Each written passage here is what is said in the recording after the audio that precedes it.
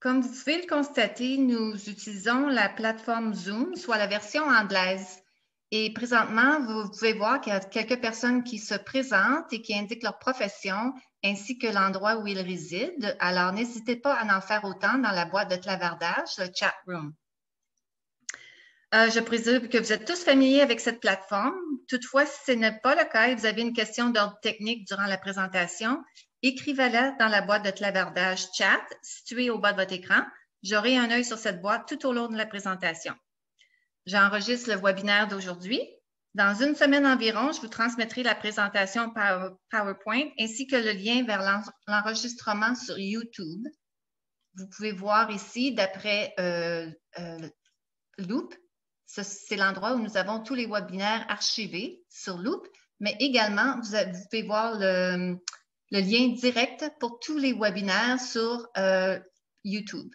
Alors, juste ici, vous pouvez voir le lien qui est ajouté et comment que les webinaires sont affichés. Il y en a en anglais et en français. Vous pouvez aussi transmettre vos questions sur le sujet du webinaire à la conférencière à l'aide de la boîte de questions Q&A en bas, juste au bas de votre écran. Veuillez réserver cette boîte pour vos questions. Vous pouvez lire dans cette boîte seulement vos questions à vous, pas celles posées par les autres participants. Pour faciliter le déroulement du webinaire, veuillez utiliser la boîte de clavardage pour toute question d'ordre technique. J'aimerais maintenant vous présenter la conférencière d'aujourd'hui, Dr. Danielle Bouchard. Dr. Bouchard est professeur agrégé à la faculté de kinésiologie de l'Université du Nouveau-Brunswick à Fredericton. Danielle, je vais arrêter de partager mon écran pour vous céder la parole. Si vous voulez la biographie de Danielle en plus grand détail, allez la consulter sur Loop. Merci.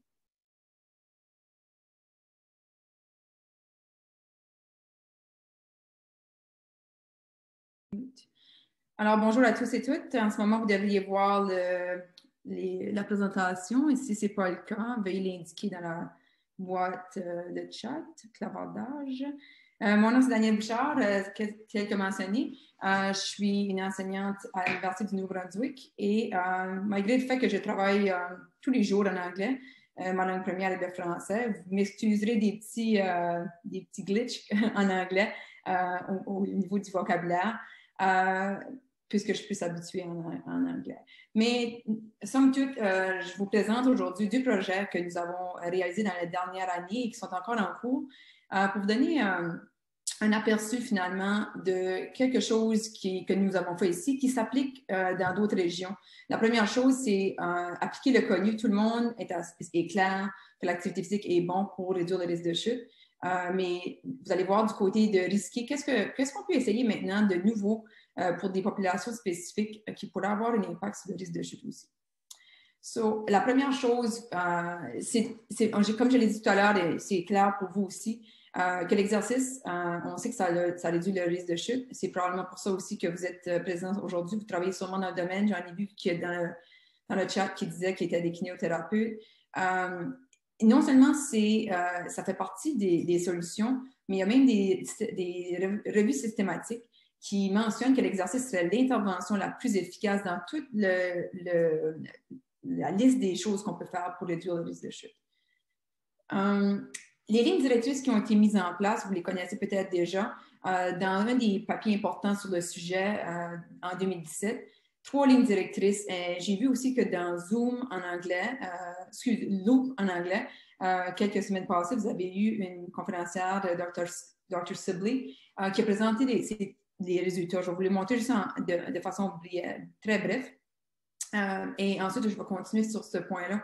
Mais 3 lignes directrices qui sont super simples à impliquer ou implémenter dans les cliniques. Défi pour l'équilibre quand on fait le programme d'exercice pour les personnes âgées. 3 heures de plus ou plus par semaine d'activité physique qui cible la réduction des chutes et être offert sur une base continue. 3 lignes directrices faciles à implémenter et faciles à implémenter dans le sens qu'ils sont simples, 3 seulement, mais difficiles à avoir. On le voit souvent dans la littérature, les gens qui disent, pas dans la littérature, dans les cliniques. Ils disent, je fais un programme d'exercice, donc je réduis les risques de chute. Souvent, les programmes ne sont pas évalués et souvent, les programmes ne respectent pas ces 3 points de base-là. C'est ce que Dr. Sibley a démontré dans un papier publié la semaine, ça fait à peu près 2 semaines que c'est publié, c'est Free Access, donc c'est disponible gratuitement, vous pouvez aller le chercher vous-même. Ils ont fait une observation dans le Canada pour voir où ils sont les programmes d'exercice pour les réductions de des chutes et dans la communauté. Et c'est ce qu'ils ont c'est sûr qu'ils sont limités avec les contacts qu'il y avait et ces choses-là. C'est un questionnaire pour savoir si les programmes qui se disent evidence-based, qui ont été basés sur la littérature, est-ce qu'ils respectent les 3 lignes directrices? Et ce qu'on voit, quelque chose qui était assez clair dans cette étude-là, c'est que les programmes d'exercice se sont plus démontrés ou sont plus offerts dans les milieux urbains, qui n'est pas vraiment une surprise, comparativement au niveau rural. Et les 3 recommandations sont pas nécessairement respectées dans la plupart des cas, peu importe où on est au Canada et peu importe où on offre le programme. Le 3 heures par semaine semble être le critère le plus difficile à atteindre et vraiment une petite minorité atteint les 3. Une chose importante qui est notée dans ce papier-là, c'est que ce n'est pas nécessairement 3 heures par semaine de contact avec la personne, mais plus ou moins 1 heure, 2 heures, peu importe, pour avoir une espèce de système hybride pour arriver à faire peut-être en ligne, peut-être avec des pairs, peut-être par soi-même pour une partie de la recommandation. Maintenant, je veux aller dans le creux de qu'est-ce que nous, on a fait ici. Ça s'appelle Zoomers en mouvement. C'est un programme qui existe ici depuis 2012. C'est très, très similaire à ce que vous connaissez dans vos propres régions. Un programme d'exercice qui sort 2 fois par semaine, où l'objectif est de réduire le risque de chute. En 2017-18, quelqu'un m'a appelé ici et me demandait est-ce qu'on devrait continuer à financer ce programme d'exercice-là? Et ma réponse a été est-ce que ça fonctionne? Puis la réponse de cette dame-là était les gens viennent, donc ça fonctionne. Ça peut être intéressant au niveau du programme d'apporter des gens à participer, mais c'est tout différent quand on vient au niveau politique pour l'investissement d'argent. Donc, je leur ai dit, si vous voulez que vous le continuez, si vous voulez avoir une réponse de moi, il va falloir l'évaluer. Donc, c'est ça qu'on a fait depuis les dernières années ici, c'est évaluer ce programme-là et si oui, sinon, comment on peut adapter pour continuer à aller de l'avant. Je vous présente un petit clip du programme. C'est sous-titré en français. Ça va vous donner une indication un peu de ce qui se passe ici. Vous devez toujours voir l'écran ici. Zoomers has challenged me to get up off the couch, get out and be active, and be around people that encourage me to get more fit.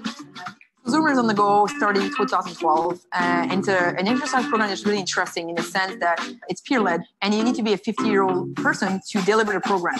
I just retired just a year ago, and I wasn't doing anything. And then when I found this, it's like, boom, you're active, you're socializing, your mood just changes altogether. You're happier, you look forward to Tuesdays and Thursdays, and it's great. I just love it. Maxine is a very good motivational instructor. Maxine is a good leader and we have a lot of fun. And this morning there were approximately 30 people and it's a pretty good group. I look around and I see most seniors are out of shape. I see a lot of people who have trouble just getting from the building to their car. And I think that's the job for Zoomers. Here at UNB, and specifically in physiology, myself and Dr. Seneschal are responsible to take the data of the Zoomers on the Go and study over the next 10 years how much this program is good for the healthcare system. Oh, definitely. Oh, I have. I've recommended it to a lot of different people. I think that's why the class is full. Everybody wants to come.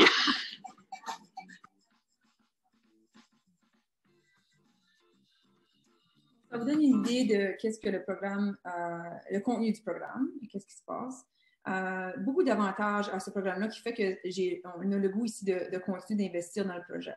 Je vous montre aussi qu'est-ce qu'on a fait d'ici depuis 2018.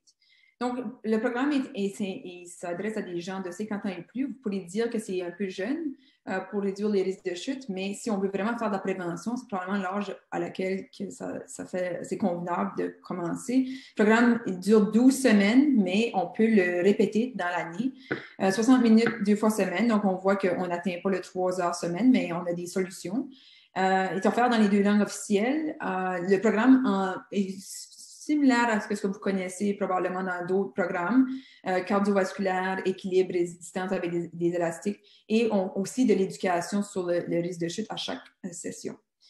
Les avantages de ce programme-ci, on est impliqué avec les autorités sanitaires, donc le système de santé. Il y a l'implication au niveau du recrutement. De Fitness Nouveau-Brunswick aussi. Donc, Fitness Nouveau-Brunswick, ça serait l'équivalent dans vos régions où c'est là où on donne une certification pour donner un cours de spinning, par exemple. Donc, c'est un programme, c'est une organisation qui a l'habilité et la mission de donner des formations. On a été de ce côté-là pour que ça continue la formation à long terme. Les instructeurs, comme vous avez vu Maxine dans la vidéo, 50 ans et plus, c'est des bénévoles. Donc, quand on parle de long terme, de l'application à long terme, critère très important, on recueille le numéro d'assurance maladie. Quelque chose que je vais vous parler tout à l'heure, mais ça nous permet, je ne veux pas dire suivre les gens, mais à cause du numéro d'assurance maladie, on peut savoir une personne de 50 ans et plus qui a participé dans le programme versus une personne de 50 ans et plus qui n'a pas participé dans le programme. Et on peut voir les choses qu'on reçoit avec le numéro d'assurance maladie, comme les admissions à l'hôpital, les admissions dans les foyers de soins, combien de fois on visite notre médecin de famille ou des chutes ou des opérations. C'est des choses qui sont très anonymes, qui ont une grosse procédure pour avoir accès aux données, mais c'est faisable et ça donne un gros avantage à ce programme-ci. L'avantage aussi, c'est qu'on peut offrir un programme uniforme d'un bout à l'autre à la province. On peut avoir la même formation pour chacun des entraîneurs. Et la possibilité de durabilité et de croissance passe par le fait que c'est supporté par des organismes provinciaux qui ont mission de faire ces programmes-là. Donc, on ajoute à ce qu'ils font déjà. Une autre possibilité de durabilité ou le bon côté des choses, le coût est minimal. C'est donné par des instructeurs bénévoles dans une salle qui est faite pour, ça pourrait être une salle un bureau, une salle de réunion, par exemple. On a juste besoin d'enlever les chaises et on commence le programme. C'est fait pour être fait en milieu rural. C'est fait pour être fait dans les 2 langues. Donc, il y a beaucoup d'avantages qui fait qu'on veut évaluer ça puis l'améliorer dans le futur. Quand mon équipe, on a pris le projet, on avait 2 objectifs principaux: évaluer de façon quantitative, qualitative le programme et aussi élaborer un plan de durabilité du programme. Donc, on a recruté des gens, on les appelait nos Virgin Zoomers, parce qu'il y a des gens ici au Nouveau-Brunswick qui ont déjà eu accès au programme. Donc, on a pris des gens qui n'avaient jamais eu le programme. On les a randomisés dans deux groupes: intervention qui recevait le programme, contrôle qui allait recevoir le programme, mais seulement après avoir fait 12 semaines de contrôle, ou ce qui faisait juste leur vie de tous les jours. Vous voyez à la gauche des choses qu'on a mesurées, la capacité fonctionnelle pour des gens dans l'audience qui seraient des ergothérapeutes, tests de marche, tests d'équilibre, time up and go, les levées de chaise, ces choses-là. Mesure anthropométrique, on a fait des prises de sang à jeun pour aller voir leur niveau glucose, des chercheurs dans mon équipe qui étaient intéressés à ça. Les données psychosociales, c'est qui les gens qui participent à ces interventions-là, parce que c'est ouvert au public, donc c'est quelque chose d'intéressant. Et on a fait des entrevues avec les participants, mais aussi avec les entraîneurs. Seulement 3% des gens n'ont pas terminé le programme, qui est vraiment intéressant. Donc, il y a une personne sur le 31 qui n'est pas venue faire le testing après l'intervention. Donc, c'est positif dans ce sens-là. Les gens semblent, comme avait été démontré de façon anodine par le passé. On vient juste de publier le RCT, le Randomized Trial. Si vous voulez avoir accès, ce n'est pas accès gratuit. Je dis non, c'est pas vrai, c'est accès gratuit. Vous pourriez le trouver, ça a été publié la semaine passée, donc vraiment d'actualité pour voir tous les détails du projet et aussi des résultats. De façon bref, je vous montre les résultats. Les gens qui ont participé dans l'étude étaient âgés dans 65 ans et plus. aux sessions testant plus ou moins 7, ça démontre à peu près les gens, même si on l'offre aux 50 ans et plus, ça attire des gens de cet âge. La plupart des femmes, je voudrais dire que si vous travaillez dans le domaine, vous savez très bien que les hommes qui viennent dans ces programmes-là sont souvent apportés par leurs femmes. La plupart des gens sont retraités, ils vivent avec un partenaire. C'est des gens qui sont assez bien fortunés. Ça attire aussi, quand c'est de façon volontaire, des gens de cette catégorie d'âge et de finances. Et le niveau d'activité physique, ici, j'ai parlé de MVPA, qui est de l'activité physique de modéré à vigoureux, qui est mesuré de façon objective avec des gadgets ou des petits appareils qu'on a dans le laboratoire. Donc, c'est des gens qui sont quand même actifs, relativement actifs comparé à la population générale. Qu'est-ce qu'on a démontré? Il y a beaucoup de chiffres ici. Là. Je veux juste attirer votre attention sur les T jaunes ici. Donc, les T jaunes démontrent que pour ces tests-ci, qu'on voit que vous connaissez sûrement, lever de la chaise, flexion du coude, ça c'est les bicep curls, force de préhension, c'était significatif. Le changement qu'on aperçoit dans le groupe intervention est plus grand que le changement qu'on aperçoit dans le contrôle. Vous voyez ici, l'intervention a augmenté le nombre de personnes parce qu'on a répété encore le programme par la suite. Au test de marche que sûrement certains d'entre vous sont familiers avec, c'est on fait 6 minutes de marche et le maximum de distance. On a augmenté de façon significative dans ce groupe-ci et c'était plus grand que ce qu'on a observé du côté du contrôle. Donc, de façon générale, on peut voir que l'habilité fonctionnelle augmente. De façon intéressante, l'équilibre n'a pas augmenté de façon significative comparativement au groupe contrôle, malgré le fait que les gens étaient capables de se tenir en équilibre pour 4 secondes de plus dans le groupe intervention. Donc, intéressant de voir que l'équilibre n'était pas quelque chose d'amélioré. Une des raisons pour ça, vous voyez qu'il y a une petite boîte qui vient d'apparaître. Ça, c'est les normes pour les gens de cet âge. Donc, on voit que les gens, ça, c'est la moyenne qu'on aimerait avoir la population à l'intérieur d'eux. Donc, on voit ici là, que le signe .2 est à l'intérieur. Au niveau des vitesses de marche, on aimerait avoir des gens de cet âge-là entre 354 mètres à 756 mètres et on atteint 469 mètres. Donc, on voit que c'est des gens qui sont quand même assez qui ont des bonnes habiletés fonctionnelles pour commencer. Donc, on peut s'attendre à un peu moins d'amélioration. Des questions qu'on se posait par rapport au projet, comment on fait pour améliorer l'accès et améliorer aussi les bénéfices? On regarde qui on attire dans ce programme-ci. Une chose qu'on voit, c'est environ le tiers des gens ont mis plus de 15 secondes, qui est un critère pour le risque de chute, pour compléter le test de lever de chaise, qui était vous levez le plus rapidement 5 fois. Une autre information qu'on a recueillie, c'est que à peu près le tiers encore, qu'au départ, il était capable de se tenir déjà 45 secondes sur une jambe, qui est le test maximal. Donc, on attire des gens qui sont quand même tout de même, qui ont un bon équilibre pour commencer.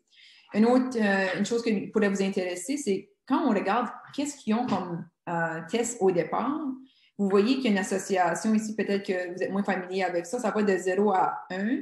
Et plus c'est élevé, plus c'est associé. On voit que le test de marche, plus il est élevé en partant, moins on a d'amélioration. Vous voyez qu'il y a un négatif à chacune de ces fonctions, des habiletés fonctionnelles.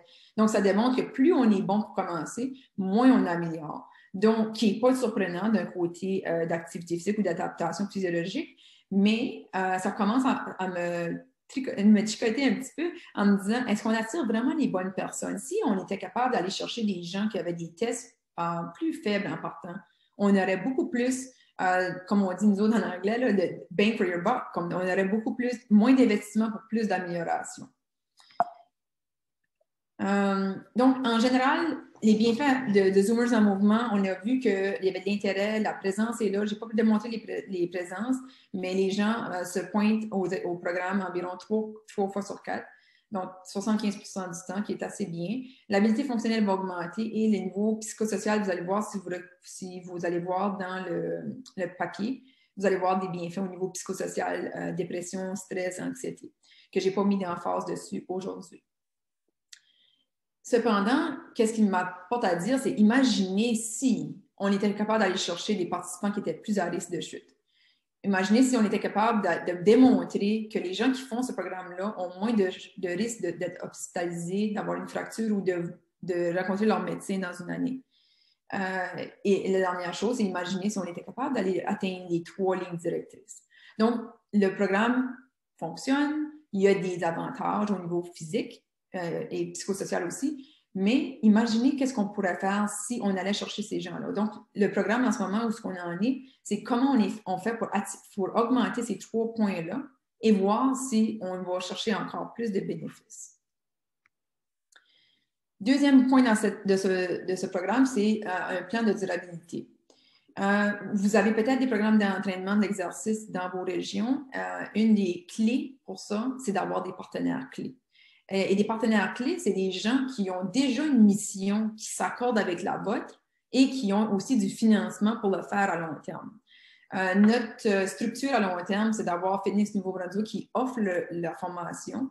On a aussi un programme qui s'appelle Programme de traumatologie du Nouveau-Brunswick. J'imagine que ça existe dans la plupart des régions, qui nous aide à héberger, par exemple, le site web. Vous voyez ici, j'ai mis le lien pour trouver l'information sur le programme. UNB, l'université, vous avez sûrement des universités dans vos régions aussi, aide beaucoup au niveau des étudiants pour gérer le recrutement. On a eu beaucoup de discussions avec les autorités de santé pour comment on fait pour faire le recrutement. Et aussi, j'en ai pas parlé aujourd'hui, mais le triage, qui peut être dans le programme, qui devrait trouver une autre option. On donne le programme d'exercice. On espère que pendant qu'on fait le programme d'exercice ou après, on aura des instructeurs qui seront intéressés, qui viennent normalement des participants qui aiment le programme. Et je voudrais souligner aussi que le programme de formation est 32 heures, 4 jours pour les bénévoles pour devenir un instructeur. Au début, quand j'ai pris le programme pour l'évaluer, je me suis dit, impossible, je ne pourrais jamais trouver des bénévoles qui vont faire ça. Puis, vraiment surprenamment, les gens sont contents. Ça recrute souvent des instructeurs qui sont des retraités dans le domaine de la santé, de l'éducation. Ils sont contents qu'il y ait autant de demandes parce qu'ils se disent qu'ils font quelque chose qui vaut vraiment la peine, qui est sérieux. Donc, surprenamment, ça a été un succès. Et ensuite, on recommence la formation et on continue. Dans le futur, on aimerait avoir des références au programme, suite à un congé d'hôpital ou aussi une évaluation annuelle des médecins, parce que ça aiderait à atteindre un des objectifs, qui est d'aller recruter des gens qui sont plus aptes à tomber et moins habiles du côté fonctionnel en partant. L'implémentation à grande échelle. Vous voyez ici à gauche, en haut, si vous n'êtes pas familier avec où est le Nouveau-Brunswick, c'est juste en bas du Québec. Et c'est la partie orange. Et les étoiles, c'est où en ce moment où on donne la formation. Donc, on est pas mal content de voir qu'on comble la majorité de la surface. Cependant, je ne sais pas si vous connaissez quelque chose qui s'appelle le COVID-19, nous a frappé comme tous, malgré qu'on est très épargnés comparé à d'autres régions.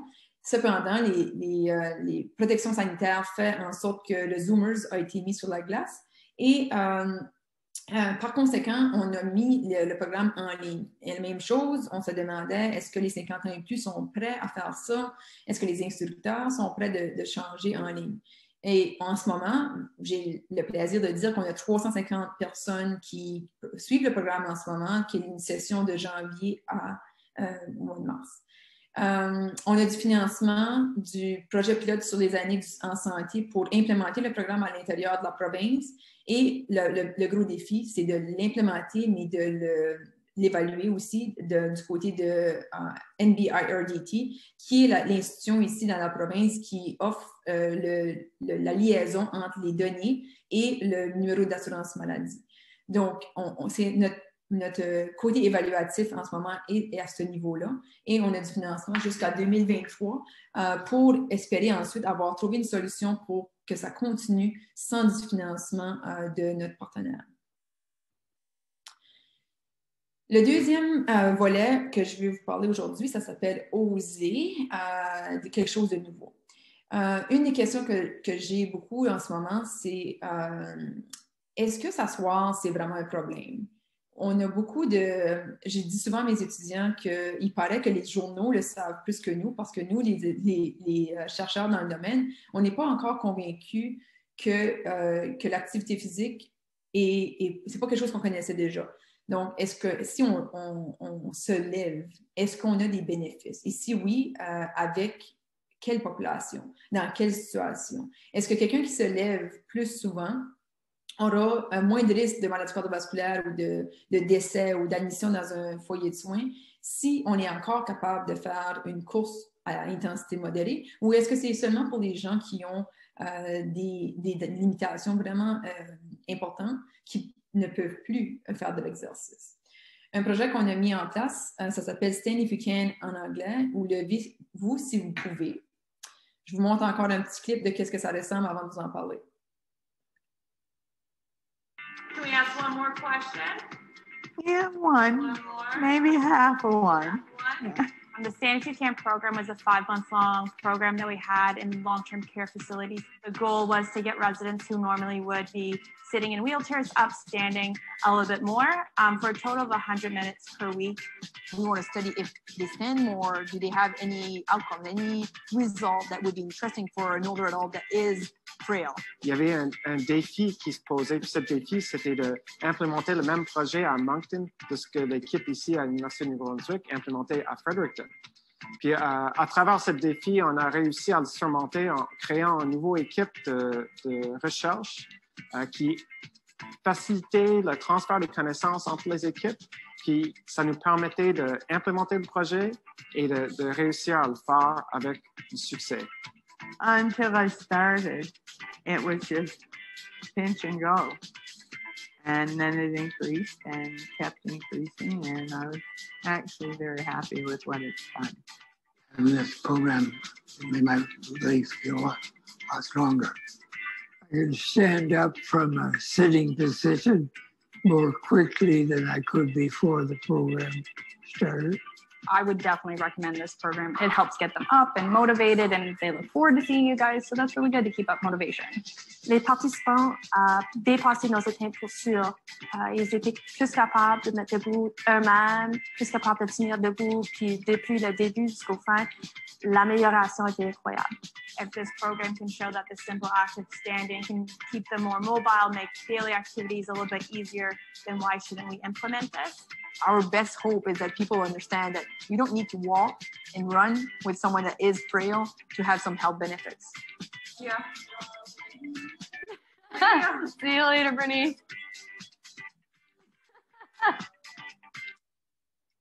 Donc, vous voyez un peu qu'est-ce que le programme était en soi. Je vous explique les détails. Un des critères ou des choses que vous avez peut-être remarqué, c'est il y a des gens, ici au Nouveau-Brunswick, c'est un peu le mélange des langues et il y a des gens qui parlent français qui sont anglophones, des anglophones qui parlent français.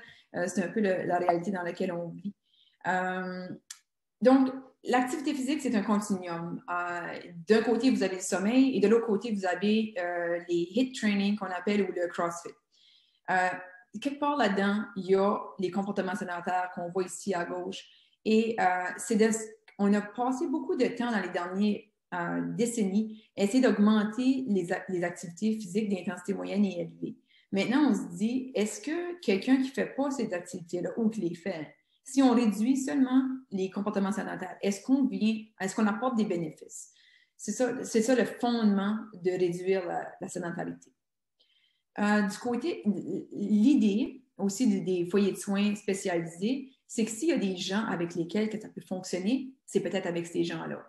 Mais de l'autre côté de la médaille, c'est des gens qui sont beaucoup plus à risque de chute. Donc, quand on habite ou on visite des gens dans des foyers de soins spécialisés, on se rend compte assez rapidement que la plupart des gens sont en fauteuil roulant. Et aussi, la plupart des familles sont contents de ce constat parce qu'ils ont la perception que le risque de chute est diminué. C'est aussi le cas avec les employés. Donc, la première fois qu'on est arrivé avec cette idée-là de lever les gens dans les foyers de soins, on s'est fait dire, mais mon Dieu, ils vont augmenter leur niveau de chute. Et c'est pas toujours, on se demandait comment la réception allait être, mais on était surpris de voir que la plupart des gens, peut-être les médias aident aussi de ce côté-là, où on sait que s'asseoir, ça est associé avec des problèmes de santé. On regarde ici le petit engin orange dans le bas de l'acétate. C'est on appelle ça un active pal. Ça permet de mesurer le temps que la personne, c'est pas nécessairement chez les personnes âgées, le temps que les personnes se lèvent debout, sont assis, et aussi de façon 24 heures, c'est waterproof, donc c'est à l'épreuve de l'eau. Donc on peut l'utiliser dans la douche. On le colle sur la jambe de la personne et on mesure qu'est-ce que vous voyez ici. Donc, on voit dans la communauté, les gens âgés de 65 ans et plus vont s'asseoir ou faire un comportement sédentaire, donc assis ou couché, 80% du temps. Quand on l'a mesuré dans un foyer de soins spécialisé, 83% des gens qui sont classés comme étant indépendants, donc ils peuvent marcher par eux-mêmes, 83% du temps étaient assis ou couchés, 93% si on était transfert avec assistance et 98% si on était dans un appareil spécialisé pour la journée. On s'est dit, suite à cette étude, qu'on devrait probablement focuser sur les gens qui sont transférés avec assistance. On pourrait se lever, mais on ne le fait pas. Donc, on a préparé ce programme ici qui s'appelle Significant, que vous avez vu la vidéo. On a testé différentes choses, même chose, les levées de chaise, la vitesse de marche, la force musculaire, et on a aussi regardé le risque de chute pour voir si le programme avait un impact sur ces choses-là. Et beaucoup d'autres choses aussi qu'on a évaluées, mais je vais vous épargner les détails pour tout de suite. L'intervention, il n'y a aucun rationnel pourquoi on a choisi 100 minutes. Faut aller commencer quelque part. On demandait aux gens de se lever 100 minutes par semaine à raison de 20 minutes par jour, et c'était du lundi au vendredi. Et pourquoi le lundi au vendredi? Parce que dans une étude auparavant, on avait démontré que les samedis, dimanches, les gens âgés dans les foyers de soins nous indiquaient qu'il était impossible pour eux de faire ça. C'était la fin de semaine. Il n'y avait pas de raison de travailler la fin de semaine. Donc, on a été du lundi au vendredi. 20 minutes par jour, au début, on le mettait de 10 minutes et au cours de l'étude, on allait l'augmenter jusqu'à 20 minutes dans une session. Le groupe contrôle, on les voyait quand même 100 minutes. Et 20 minutes par jour, même chose, mais ils n'étaient pas encouragés de se tenir debout. Donc, on faisait des activités similaires à ce qu'on faisait avec le groupe qui se levait, mais on les encourageait de rester assis. Donc, le contact social était le même. Je dirais que c'est probablement ça. Si vous demandez aux gens en ce moment qu'est-ce que vous avez aimé le plus du projet, ils vont vous parler des gens noirs. En anglais, on disait les Black people. C'était parce que mon staff avait des chandails noirs, donc il disait c'était les Black people. Puis c'est ça qu'il aimait. Il aimait vraiment le côté social. Ça, c'est certain. Vous dites, est-ce que vous avez aimé vous lever? Ah, on peut se lever, c'est correct, mais le contact social était vraiment quelque chose de plus d'important. On a fait ça pendant 5 mois. Donc, 5 mois consécutifs. On était vraiment chanceux. Ça s'est terminé au mois de janvier l'an passé. Donc, juste avant que le COVID arrive dans nos vies. Je vous montre un petit peu de résultats. L'âge moyen des gens, 86 ans, plus ou moins 8. La majorité des femmes. Vous voyez un peu la statut de fragilité, c'est le Clinical Geriatric Scale qu'on a utilisé de Rockwood, 6.1. Le niveau cognitif, c'était le Mini Mental State Examination. Et le temps sédentaire, vous voyez, là, 22 heures par jour sur 24, où objectivement, on quantifie que les gens s'assoient ou se couchent. Donc, c'est vraiment comme alarmant quand on voit ça, 22 heures sur 24, mais il faut réaliser que 22 heures sur 24, est-ce que c'est problématique? Puis est-ce que si on le descend à 21 heures, est-ce qu'on a des bénéfices? C'est vraiment comme une zone d'information qu'on ne connaît pas beaucoup d'informations, surtout dans cette population-là. Moi, j'ai toujours dit que s'il y a des améliorations à voir, si on se lève au lieu de s'asseoir, c'est probablement dans une population qui est à risque ou qui est frêle qu'on va voir vraiment plus des résultats à cause de leur niveau initial. Pour les gens qui sont un peu plus familiers avec le côté des pas par jour, 1300 fois par jour. Donc, c'est des gens qui sont complètement inactifs dans leur vie de tous les jours. Et le nombre de transitions qu'on peut aussi mesurer avec les petits gadgets que je vous ai montrés, 28 transitions par jour. Donc, on passe de la position assis à se lever pendant 28 fois. Et dans la population générale, 65 ans en plus, on parle d'environ 75 fois. Donc, c'est vraiment plus des gens qui sont sédentaires. Vous voyez en bas le groupe contrôle, le nombre de fois qui se sont pointés avec nous, et le groupe intervention. On voit qu'au début, sur les 100 minutes offertes, environ 70 minutes étaient atteintes. Mais quand on arrive vers la fin du programme, parce que c'est une des raisons pourquoi on voulait faire assez long dans le programme, pour voir si c'est quelque chose de nouveau, les gens aiment ça, ils se pointent, mais quand ça devient plus long, c'est plus ou moins intéressant. On a fini avec une moyenne de 44 minutes. Les gens pourraient dire que c'est quelque chose de négatif. Les gens, quand on l'offre, les gens ne se pointent pas nécessairement, mais vous savez, si vous travaillez dans ce domaine-là, que l'humeur, le niveau physique, tout ça, c'est très, très variable d'une journée à l'autre. Donc, peut-être que d'en offrir 100, c'est peut-être pas nécessaire. Comme j'ai dit tout à l'heure, on n'a pas vraiment de raison en ce moment de dire on devrait faire 100 minutes. On commence juste à savoir s'il y a des bienfaits, puis ensuite, on va pouvoir arriver avec une prescription plus précise. Ici, c'est un petit peu plus compliqué en termes de graphe, mais mettre ça de façon générale, c'est la vitesse de marche au début, la vitesse de marche à la fin d'un groupe contrôle, et on voit que dans l'intervention, pas vraiment d'avantage au niveau de la moyenne en termes de vitesse de marche. Donc, le transfert entre se lever plus et marcher plus rapidement n'était pas observé. Quelques-uns d'entre vous pourraient se demander pourquoi on s'intéresse à la vitesse de marche. Notre objectif, ce n'est pas qu'ils commencent à marcher rapidement, c'est juste que quand on mesure la vitesse de marche, c'est un bon prédicteur pour d'autres problèmes de santé, d'hospitalisation et même de mortalité. Au niveau des chutes, nous avons vu une chute dans 50 000 heures d'exposition. Donc, nous avions 44 personnes, 5 mois, 100 minutes par semaine.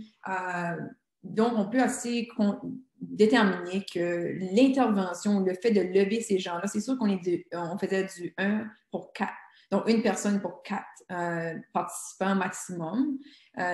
Puis des fois, c'était 1 pour 1. Donc, c'est sûr que ça a un avantage de ce côté-là. Après 6 mois, en ce moment, on est retourné dans les foyers de soins pour voir si les gens qui étaient dans le groupe intervention, est-ce qu'ils ont chuté moins ou plus? Et après 12 mois aussi, on est retourné une fois de plus, aller voir si les gens qui ont chuté moins ou plus étaient dans le groupe intervention versus le contrôle.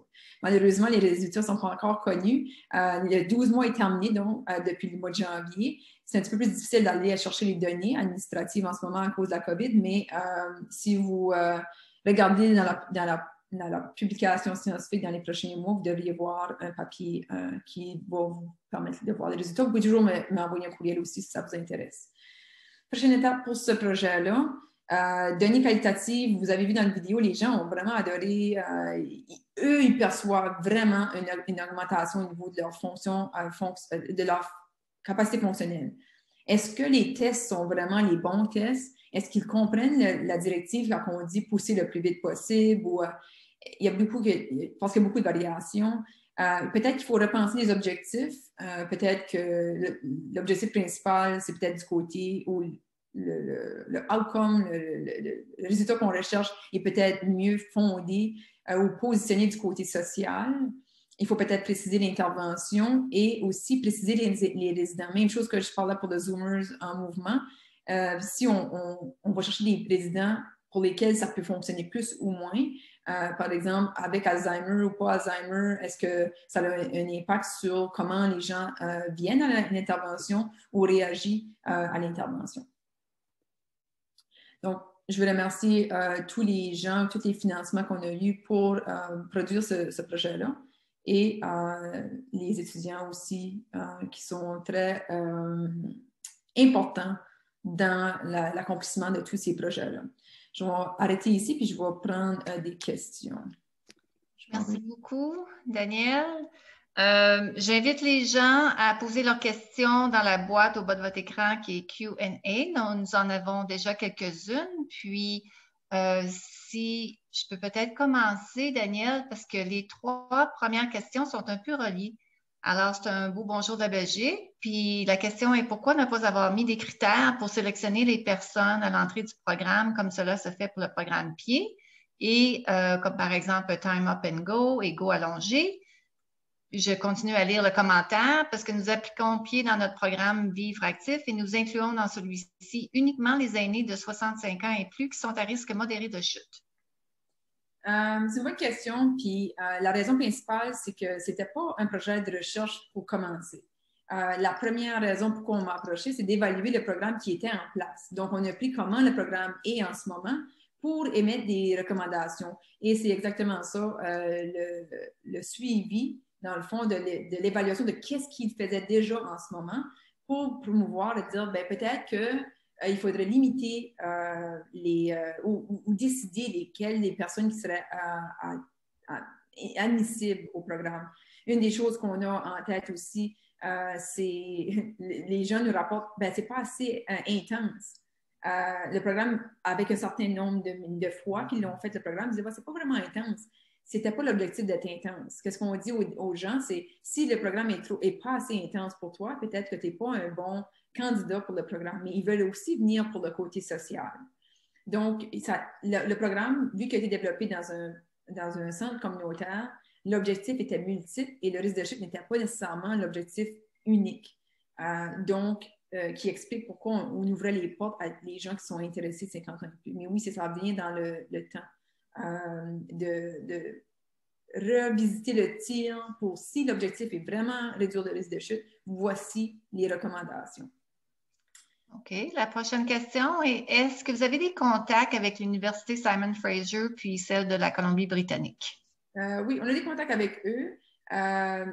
C'est la prochaine étape, dans le continuum des choses, parce que le côté cost effective est vraiment intéressant dans ce projet-ci. Il y a d'autres gens qui sont intéressés d'implémenter l'idée d'un instructeur volontaire. Donc, on s'est fait approcher, en fait, par Simon Fraser pour voir comment adapter les programmes, parce que des programmes de réduction de chute, il y en a partout. C'est de voir comment on peut s'aider avec l'information qu'on collecte pour améliorer chacun de notre côté avec les limites qu'on a. Je vois une question qui est, y a-t-il un âge spécifique pour devenir instructeur? Non, le minimum, c'est 50 ans et plus. Je dirais que la moyenne de l'âge de nos instructeurs est moins de 65 ans. Ça semble intéresser plus les gens qui sont plus dans ce côté-là du spectrum que du côté de 65 ans et plus. Comment assurer la sécurité liée aux chutes avec l'intervention pour Zoomers? Zoomers, les gens ont accès à une chaise en tout temps pour les programmes, pour les exercices d'équilibre. Et en ce moment, nous allons aussi du côté à l'extérieur parce qu'il y a encore des gens qui nous demandent en personne. On veut aller en personne, n'importe quand en personne. Donc, on regarde de façon sécuritaire comment le faire à l'extérieur pour l'été qui vient. Et une des choses qu'on a en tête, c'est les terrains de tennis.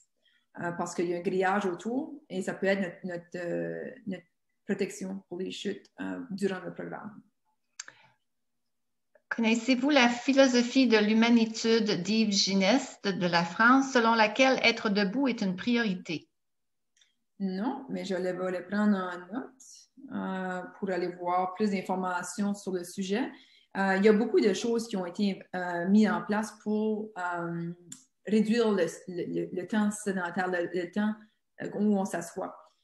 Le problème qu'on a en ce moment, c'est les évidences. C'est quoi ça fait du sens que si on est toujours assis, ça n'a pas, on n'est pas fait comme humain d'être assis. Mais les gens qui sont toujours debout, par exemple, comme ceux qui sont qui travaillent dans les caisses, par exemple, ou les Costco de notre monde, il y a du moins bon côté à ça aussi. Donc, il faut trouver le juste milieu c'est quoi le temps assis, le temps debout qu'il faut avoir, dans quelle situation, pour aller maximiser et non faire le contraire au niveau de la santé. C'est quoi les objectifs aussi. Mais je vais regarder. Merci pour la recommandation, Manu, je pense. Ouais. L'humanitude, oui. On l'a dans la boîte de clavardage aussi. Tu ne la perdras pas, Daniel. Quand je l'enlève, ça ne sera pas parti. Est-ce qu'il y a d'autres questions? Est-ce qu'il y a des gens qui ont d'autres questions à ajouter, des commentaires?